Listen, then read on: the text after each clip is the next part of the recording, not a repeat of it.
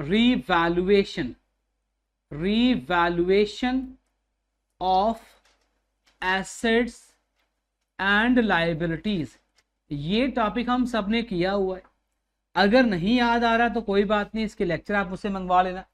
वैसे थोड़ा सा मैं रिवाइज अभी भी करवा रहा हूं, पहले करवाया हुआ है लेकिन फिर भी मैं इसको एक बार आपको रिवाइज करवा देता हूं।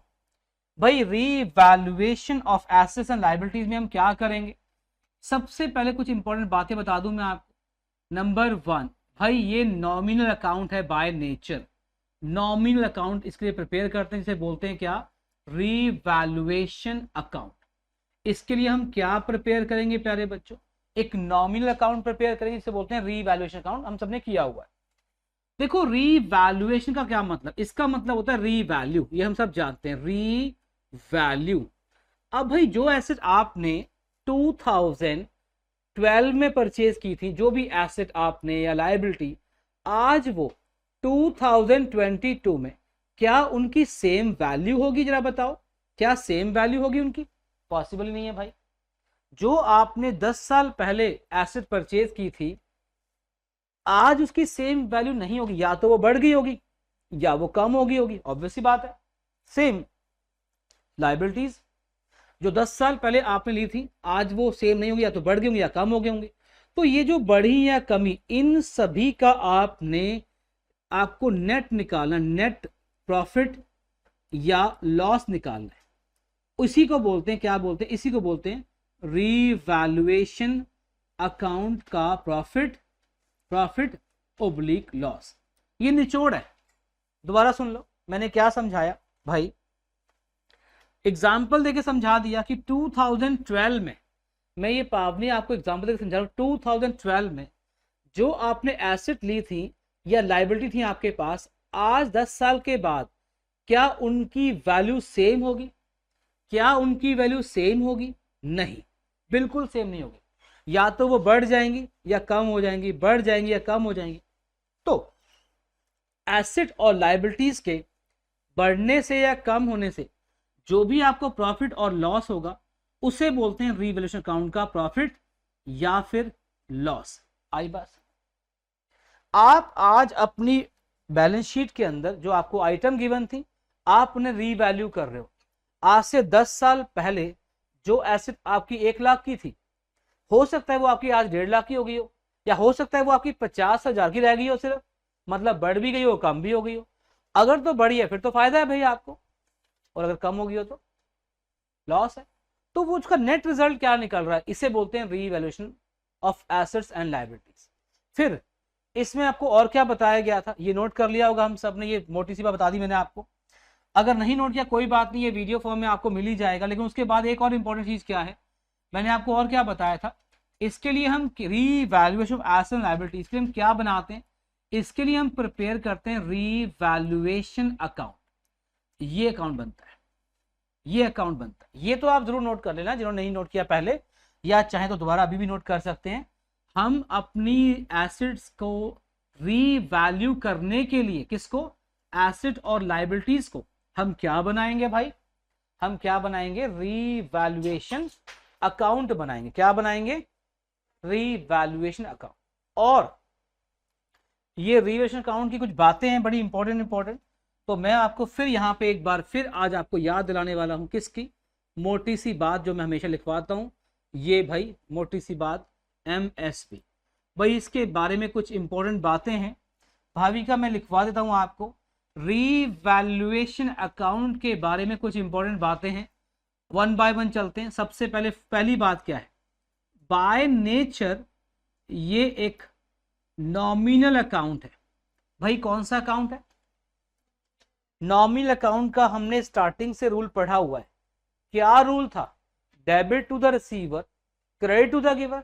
नहीं। क्या रूल था? Debit all expenses and losses, credit all income and gain. बिल्कुल, बहुत बढ़िया। तो यहां पे मैं बता दूं आपको, इसका रूल है debit all expenses and losses. Okay sir. और क्रेडिट का मतलब होता है यहां पर credit all income and gain. भाई ये रूल है किसका? नॉमिनल अकाउंट का रूल है जो आपको बता दिया गया। तो पहली बात आप ध्यान रखेंगे कि रीवैल्यूएशन अकाउंट कौन सा अकाउंट है बाय नेचर, नॉमिनल अकाउंट। अब यहां पे पावनी मुझे कह रही हैं सर मुझे तो यही समझ नहीं आ रहा कि हमें एक्सपेंस और लॉस कब होगा। लो बेटा मैं आपको अभी बताता हूं एक्सपेंस या लॉस कब होगा।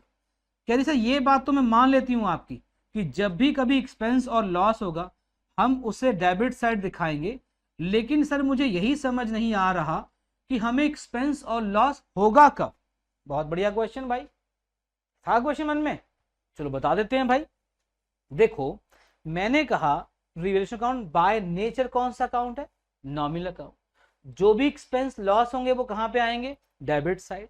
इनकम और गेन कहां पे आएंगी, क्रेडिट साइड। लेकिन हमारे बच्चे को तो यही नहीं पता, एक बच्चे को भूल गया भाई, भूल गया। ऐसा नहीं तुम कहोगे कि उसे आता नहीं है, भूल गया होगा कि सर एक्सपेंस और लॉस होता कब है, हमें बताना हमारा फर्ज बनता है भाई। लो तो भाई अपना फर्ज निभाते हुए बताता हूं मैं इस बच्ची को। देख बेटा एक्सपेंस और लॉस कब होगा, जब आपकी एसेट की वैल्यू कम हो जाए या फिर लाइबिलिटीज की वैल्यू बढ़ जाए, बस ये बात समझ ले। अब तुम दोबारा मत पूछना सर एक्सपेंस और लॉस कब होगा। भाई सिंपल सी बात है, एसेट की वैल्यू कम हो जाए, लाइबिलिटीज की वैल्यू बढ़ जाए तो हमें लॉस है, तो हमें लॉस है। ठीक है जी यहां तक। लो भाई मैंने पावनी को कहा मैं बताता हूं। देखो भाई कह रही सर मुझे दूसरा पॉइंट बता दो। क्या भाई, सर इनकम गेन या जो आप कह रहे हो प्रॉफिट एंड प्रॉफिट, ये कब होगा। अब तो हद ही होगी है पावनी, मैंने बताया एक्सपेंस लॉस तुम वाइस वर्सा कर लो। नहीं सर आप बताइए इनकम गेन और प्रॉफिट कब होगा। बताता हूं बेटा, पहले ये समझो ये कहां पे आएगा रिवैल्यूएशन अकाउंट के अंदर, क्रेडिट साइड में आएगा। हाँ सर समझ आ गया। अब बताता हूं भाई सुनो ध्यान से, इनकम गेन और प्रॉफिट कब होगा आपको, आओ वो बात कर लेते हैं। जब आपकी एसेट की वैल्यू बढ़ जाए और लाइबिलिटीज की वैल्यू कम हो जाए।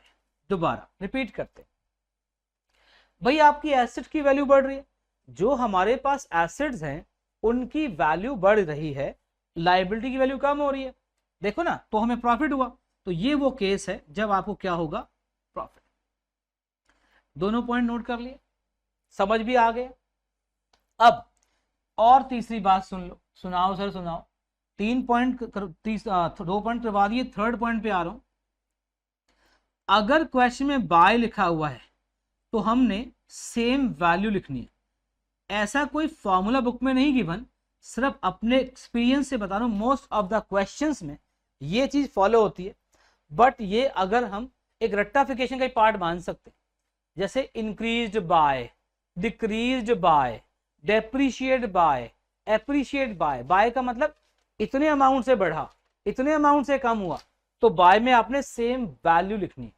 और अगर आ जाए अक्षर क्या, टू या एट, तो हमने डिफरेंस वैल्यू लेनी है। सर ये नहीं कुछ पल्ले पड़ा भाई, डिफरेंस वैल्यू कब आएगी, जब टू और एट लिखा हो।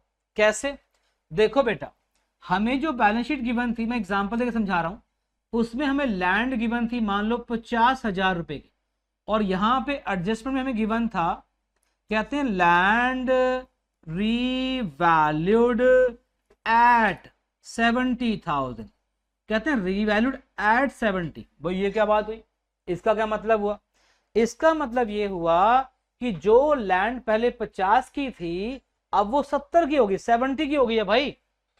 रीवैल्यूड एट, क्या लिखा हुआ है, एट। भाई 50,000 की लैंड आपकी 70 की हो गई है, बताओ बताओ कितनी बढ़ गई है। आई बात समझ।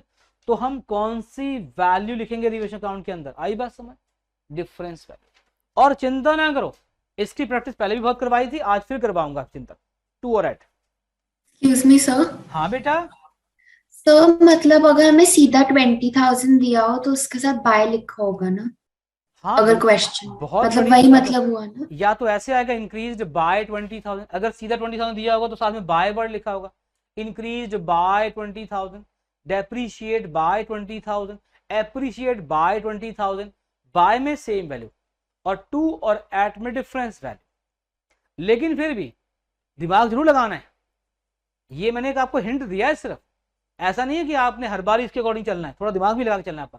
तो चिंता ना करो, बहुत हेल्प हो जाएगी हमें इससे, इसलिए बताया मैंने आपको। बहुत बढ़िया बेटा, सही कहा आपने, बिल्कुल ठीक कहा। लो भाई, और कुछ पॉइंट है? हाँ बेटा, एक पॉइंट और है, उसके बाद हम एक सम रीवैल्यूएशन का भी आज करेंगे। लो भाई, अगले पॉइंट पे आ जाओ, पॉइंट नंबर थर्ड, नहीं थर्ड थोड़ी, फोर्थ होगा। क्या हो गया भाभी का? पॉइंट नंबर 4 होगा बेटा। करें शुरू? खुशी बेटा, खुशी होकर पढ़ा कर। भाई याद रखना, रीवैल्यूएशन अकाउंट के अंदर कैपिटल एंड गुडविल, गुडविल, भाई सुन लो सारे, रीवैल्यूएशन अकाउंट के अंदर कैपिटल और गुडविल्स नहीं आती, नहीं आती। एक बार स्टेज पे अपना सारे पॉइंट को हम रिवाइज कर लेते हैं फटाफट से। भाई इसमें क्या नहीं आता? कैपिटल और गुडविल नहीं आती, ये ध्यान रखना। रीवैल्यूएशन अकाउंट में कैपिटल और गुडविल नहीं आती। सर कोई और पॉइंट बचा है? बस लास्ट पॉइंट बचा है भाई, लास्ट पॉइंट बचा है। क्या? नंबर 5, बैलेंसिंग फिगर जो भी आएगी आपकी, या तो वो प्रॉफिट होगी प्यारे बच्चों, जैसे बताया था मैंने आपको, या लॉस होगा। इसे आपने ऑलवेज डिवाइड करना है ओल्ड पार्टनर्स में, ओल्ड रेशियो में। सर ऐसा क्यों? क्योंकि बेटा जो रिवैल्यूएशन का प्रॉफिट होता है वो ओल्ड पार्टनर से कंसर्न था। रीवैल्यूएशन का प्रॉफिट हो या लॉस हो, उसे आपने ऑलवेज डिवाइड करना है किस में? ओल्ड पार्टनर्स में, ओल्ड रेशियो। तो keep in mind all these 5 points. बहुत इजी है रिवैल्यूएशन अकाउंट। अभी हम एक सम करेंगे। हाँ बिल्कुल, मैं वो सम आपको भेजने वाला हूँ। पहले आप ट्राई करना रिवैल्यूएशन अकाउंट, फिर मैं कराऊंगा। और आज के हम उस क्वेश्चंस को लेके उससे बहुत डिटेल में हम पूरे सम को ट्राई करेंगे आज। आप सभी ने उसका रीवैल्यूएशन अकाउंट प्रिपेयर कर लिया है, मुझे याद है आप सब ने उसका रीवैल्यूएशन अकाउंट प्रिपेयर किया था। भाई एक बार फटाफट से मुझे बता दो इसमें कौन कौन सी आइटम्स आ रही हैं। मैं आपको ये मैं करवा नहीं रहा हूँ, सिर्फ यहाँ पे अपने रिकॉर्ड के लिए मेंटेन कर रहा हूँ।